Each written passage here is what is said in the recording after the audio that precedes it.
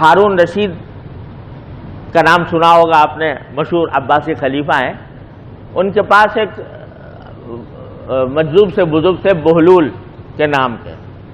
وہ کبھی کبھی آیا کرتے تھے اور ہارون رشید جو ہے انہوں نے ان کو کھلی اجازت دے رکھی تھی کہ جب بھی آئیں تو ان کو کوئی روکے نہیں.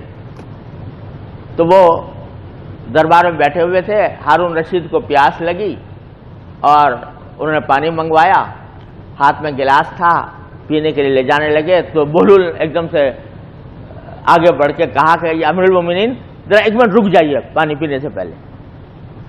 وہ رک گئے کہ بتاؤ کیا بات ہے.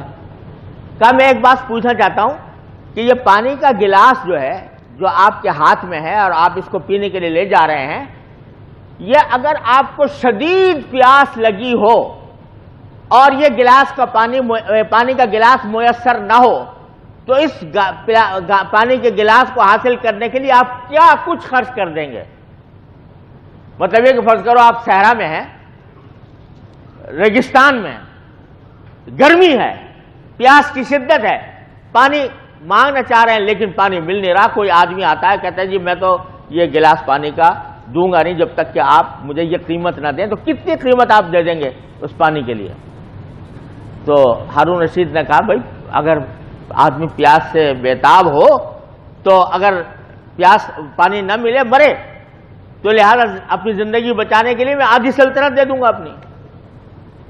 کہا اچھا سب پی لیجیے پانی. پی لیا.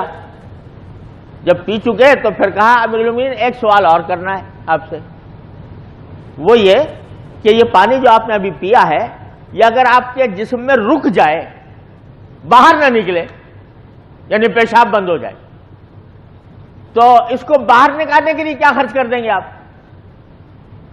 تو اس نے کہا بھائی اگر پیشاب جو ہے فرض کرو مثانہ بھرا ہوا ہے پانی سے، اور مجھ پر تو ایک زمانے میں یہ تکلیف گزری، اللہ تعالیٰ محفوظ رکھے ہر انسان